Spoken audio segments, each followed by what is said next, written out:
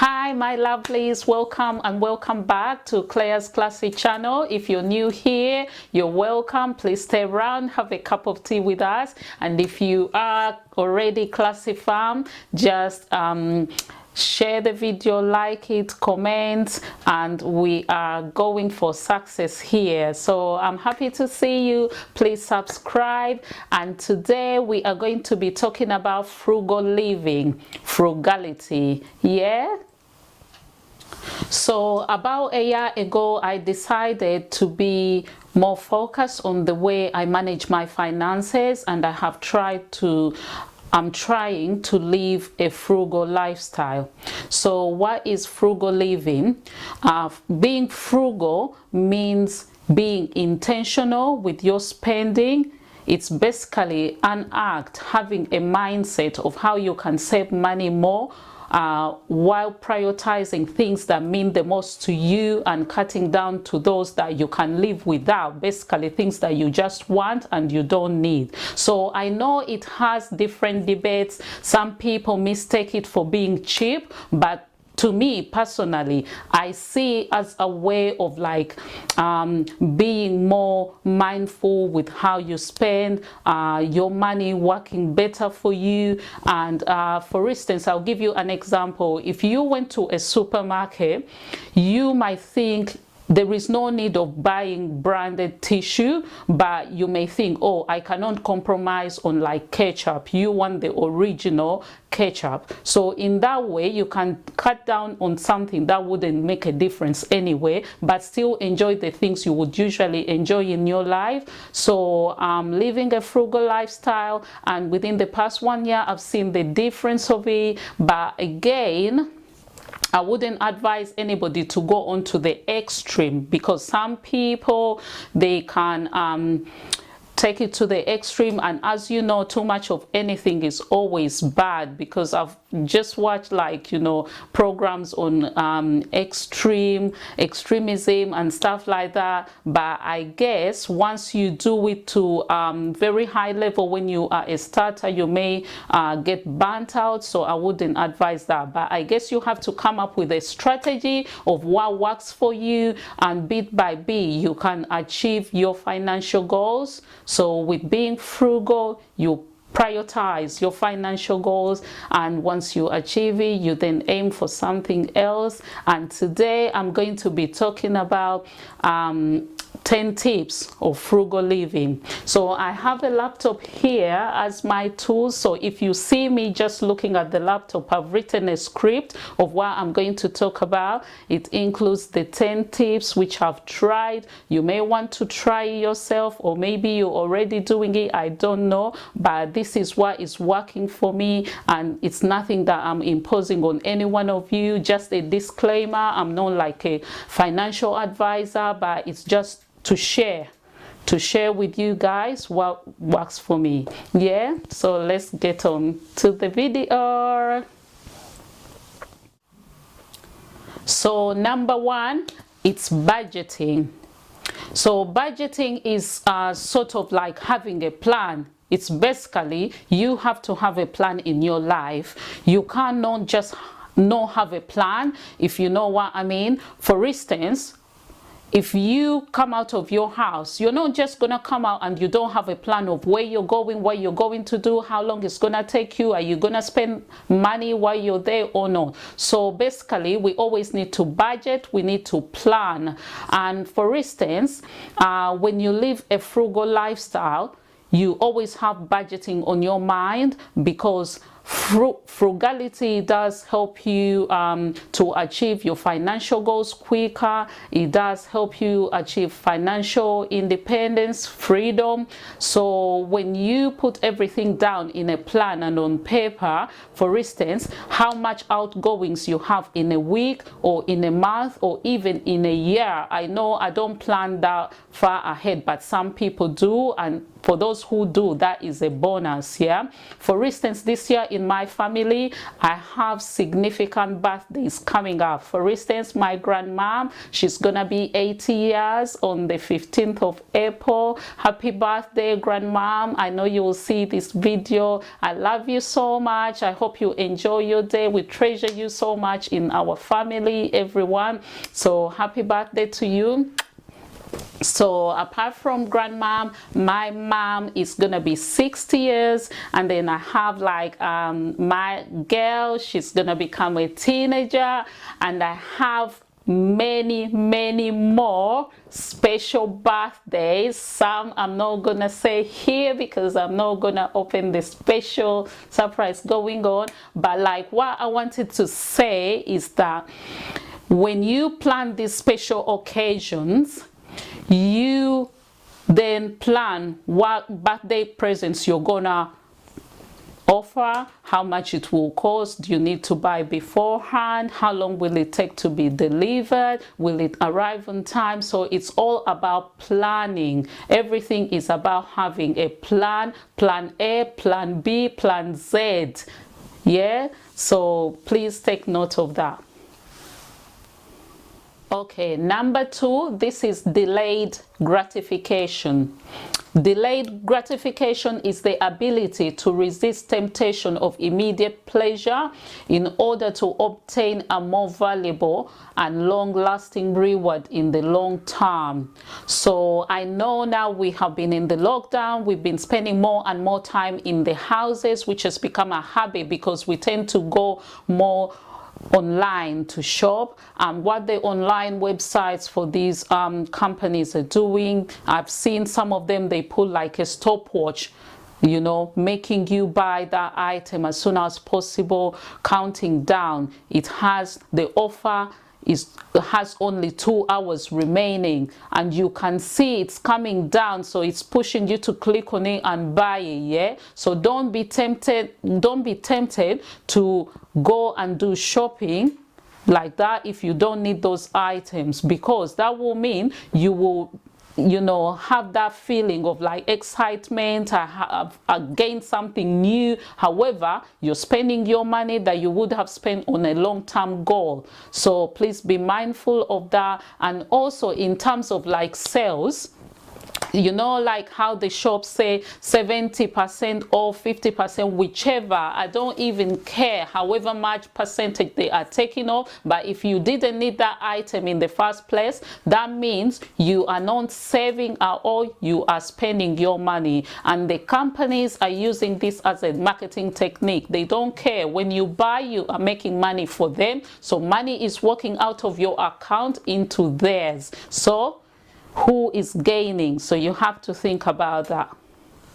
Number 3 is insurance. So insurance can be one of the expensive payments we make, regular bills. It can be car insurance or life insurance, whichever it is. But my advice on this is that always don't just let it roll into a new year, because what companies do, and you are already a client or customer for them, they don't even care about, you know, giving you discounts if you've been with them. Like for insurance, honestly, this is one aspect that I've realized, that being loyal does not count, because the more you stay with a specific company, the more they increase your insurance premium. So try to shop around, go to websites like Go Compare and check if you're able to find cheaper policies or quotes. But again, make sure that this does suit your lifestyle or what you need the insurance for, because don't just go for the cheapest one for the sake of that. Otherwise, insurance is one of those aspects that can derail your financial goals, because if in case of like an accident, then if your policy didn't really like cover, you know, accidents on the road, cover different, you know, compulsory insurance, then you know you're gonna be in problem because the companies are not gonna pay out to you and you're gonna lose out. So please take note about this, and I hope you're able to get some cheaper and effective insurances out there. Okay, so number 4, use coupons. I know that these are more popular in America, and I've seen like families do use coupons and they won't use money at all to do their shopping, and they come up with a very big shopping, like the trolley is full of food stuff and groceries. So groceries itself can be very expensive, guys. So we have to find a strategy of how to minimize the cost. So me, I've adapted the aspect of using coupons. I will show you. I have like my coupons folder like this, so I keep them in here. And I tell you something, it is an interesting activity for the kids because they like collecting them from magazines, newspapers, from the post. Sometimes people who walk around just drop them into the letterbox. So we do collect them here. Like this is a newspaper that provides a code for ISA, so I saw it and I kept it, so that needs cutting out. And then different coupons. Yesterday I received one that has 24 pounds off a whole crate of beer. It is a case to claim the free beer case. That's why it says at the back. So anyway, I don't drink beer, but I may give this coupon to somebody who can benefit from it. But things like that, they will help you save money that you wouldn't have expected to save. So you know, I know some of you will be watching this and say, who has the time to start collecting coupons and cutting them out? But I tell you what, every little helps. I always like to use that saving as one of like the biggest supermarkets here, because 1 + 1, it will always add up. So whether you save like a bit of pennies or coins or a quid here and there, it all adds up and it all counts. So let me give you an example about this. Let's say you are in your house, you are saying coupon collecting is a wastage of time, yeah? So you're sat there, you have all the time in the world. You're not busy, you're not at work, you just sat down in the house, you're not doing anything, and you wouldn't use your time to collect these coupons. At the same time, you need food to eat, yeah? You know how they say like time is money, but money is non-time. However much money you have, it wouldn't give you time. So I'm comparing these two aspects because they are relative. So if you have the time and you don't have the money, you're not gonna walk into a chicken and chip shop and just say, I have time, let me give you time and you give me something to eat. It doesn't work like that, does it? So you better find time to cut out the coupons, and it will help you save money and it will help you meet your financial goals. So like I said, let me just put these ones back, our coupons there.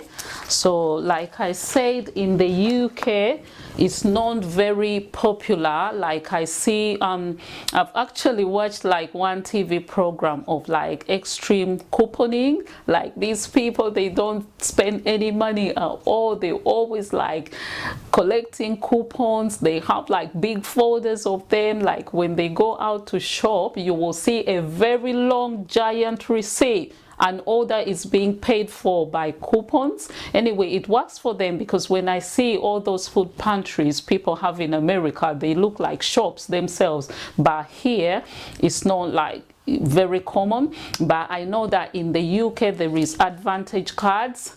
Let's say this, most most stores here will give you an advantage card, so I keep them in here. You may know I'm obsessed with like leopard print, which is not related to the topic we're discussing, but I just thought I mention it. But these are the cards. So I have cards for each and every store I go to. So basically it is to help me benefit from the bonus point scheme. So if you swipe your card each time you shop, you will gain points. So if you go to the same store next time, just ask for how many points you have accumulated, and you'll be surprised that those points can help you purchase items. Or sometimes like places like Nando's, you can accumulate points, and then the next time you visit them, you can be entitled to a quarter of a chicken, half chicken, and whatever. You know, it helps, it does help. So this is another tip that I think you may want to look into and start using effectively. So number 5, I have to advise, after you do your big shop of groceries, the way I do it, I do cook in large quantities. So number 5 is cook in large quantities. So I don't cook every day, I cook every other day, but when I cook, I make sure, for instance, if I cook rice, I will do pilau rice or jollof rice. Then with the chicken and meat stew, I will put vegetables. I will add be on the side for afters. I will cook a variety, making sure that I've catered for, you know, the different nutritional needs of like the family members and which person likes this the most or the other. So I pack it away in Tupperware like containers, and we put it in the fridge, in the freezer as per when. So that saves me the energy of having to cook every day, and that saves money in the way that you don't have to always cook a little bit something, or one family member cooking something they want to eat and the other cooking their own, plus you will be using up electricity, gas, and all that. So that is one way of saving money. Always cook in quantity and have the food readily available anytime you want it. So in addition to cooking in bulk, also it's always important, and it helps to do like meals preparation and planning, meals planning. So in that way you always know what you're gonna have like in the week, what day of the week. So you know, in my household, we in the week, let's say 1 week, we always do 1 day of eating out. 1 day of eating out, that will be like Friday each week, and then we have 1 day of eating oven food, that is like in the middle of the week. Sorry, I've said it the other way around, but like in the middle of the week there is, okay, I will start with like the cooked meals. The cooked meals are for like Monday, Tuesday, those are home meals, like the kids are not excited about that. But in the middle of the week, Wednesday, it's oven food, they start getting excited and all that. Friday is eating out, at that point they are really excited. On Sunday, it's Sunday dinner roast. So in that way the food doesn't get boring to each one of them, they look forward to the meal times. Yeah, so that is another tip that I just wanted to add. So number 6, do it yourself, DIY.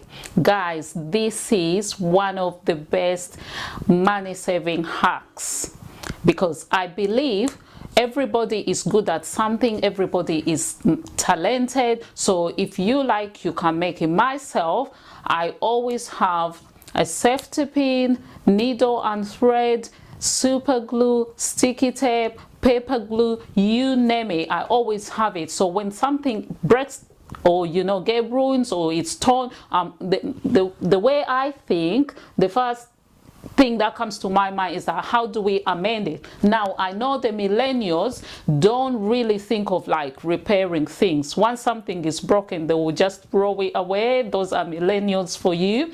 But the way I work is that I always look at how we can save money by repairing this item. Can it be used for something else? And you can do the same. So I don't know if you have watched my the video I posted last. I showed doing my own hair. So that is DIY. I say, I can do this. Like, if somebody else can do it, why can't I do it? And if you put your mind to something, you will do it. And I tell you what, go and watch that video and see the hairstyle I did for myself. Saved me about 60 pounds if I was to go to the salon for somebody to do it for me.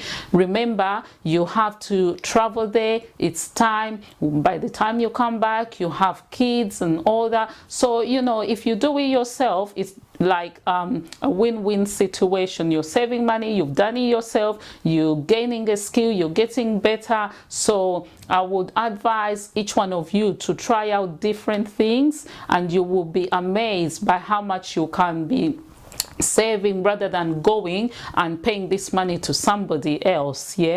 But at the same time, I'm not advising for people to completely get rid of like things they really feel are a necessity to them, and they want to go out and feel pampered and treated. For instance, if you feel it's very important for you to do your nails at salon, you can go ahead and do it if it makes you happy, but maybe you can consider cutting down on how many times you go there in a month. That can work as well, because it will be reduction of an expense as well.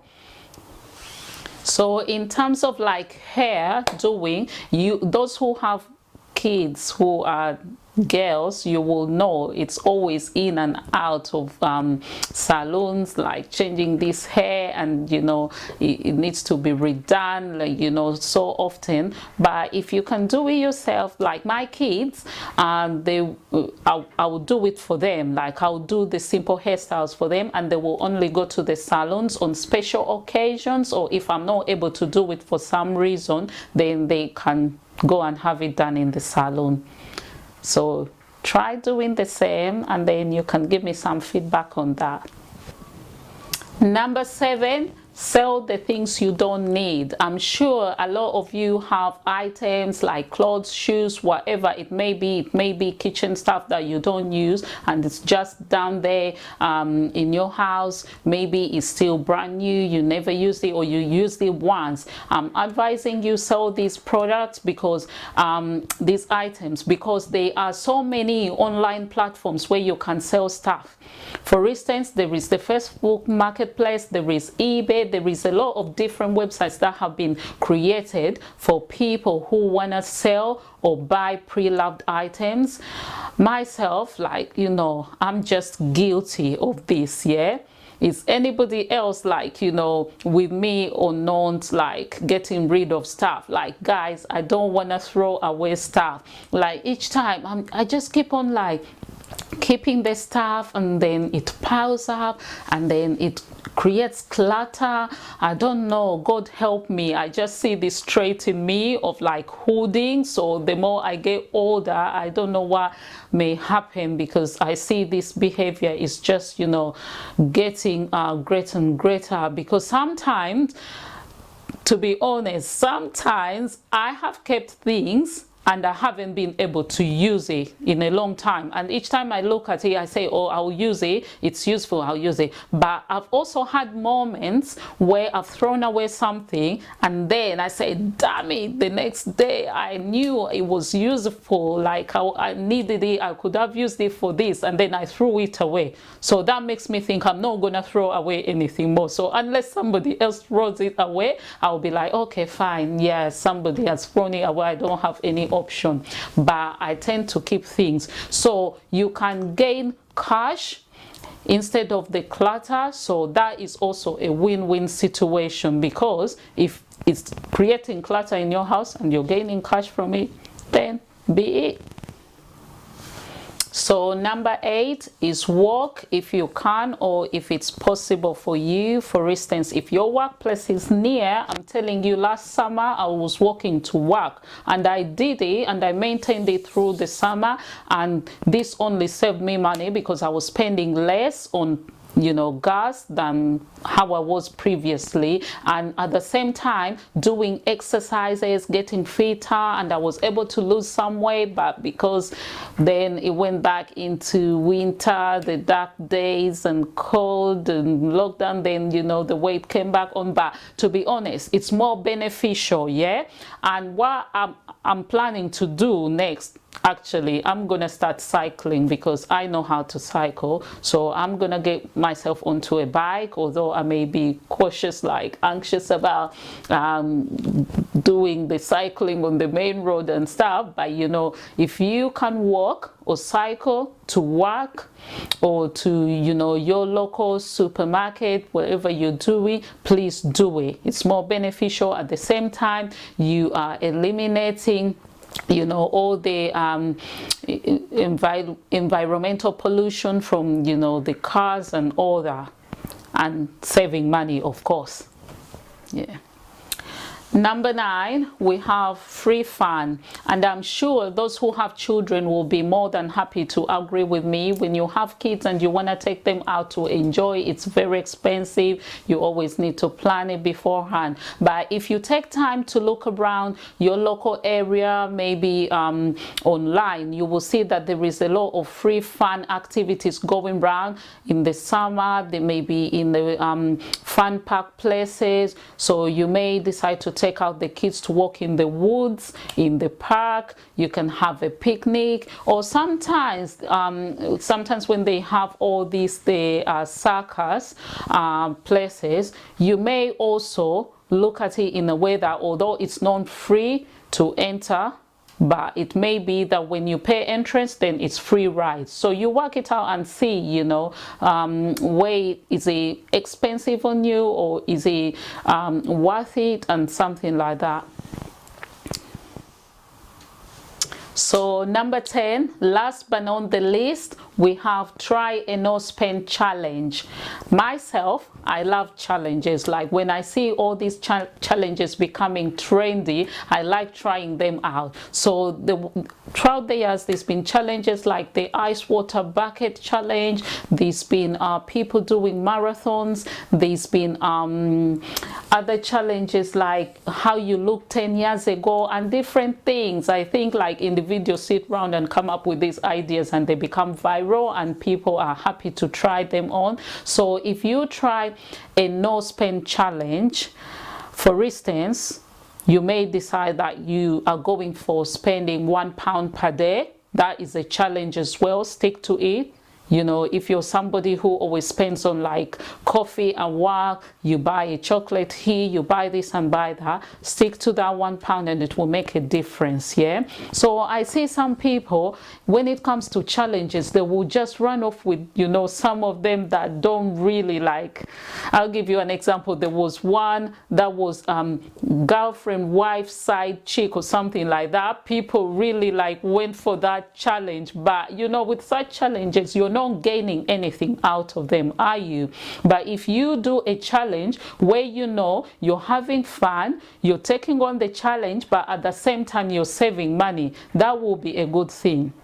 Yeah. So take on maybe a 1 year no spend challenge. I know people who are tough cookie can take that one on, but it's not easy. But you can maybe take on a month or a week, or even a day. But it's good, a no spend challenge, and currently I'm doing one of that because I'm going for my financial goals this year, very quick and fast and focused, and I have to achieve it. I have to see the difference. So we have come to the end of the video. We've done 10 money saving hacks, but today we've come from the point of frugal living and frugality. So if you want to try any of those tips, please do try them on. Let me know what works for you. If you're already doing any of them, put it down in the comment below.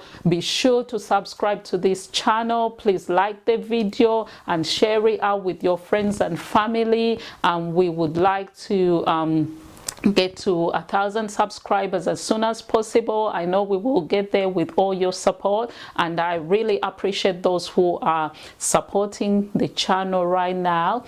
So yeah, what I can say as well, there are so many frugal living tips out there, so you don't have to really go with what I've said, because you know I've just said 10 of them, and the ones I've said, they apply to my life. These are things I have tried, or I plan to try, or I see that they can be effective, but it's not what everybody else uses. Some people are doing the extreme ones, you know. Some people, you know, come up with new ones, they invent new ones. Some people, like they think that, you know, the ones you mentioned are basic. So, you know, you can do it whichever way you do it, as long as you achieve the outcomes.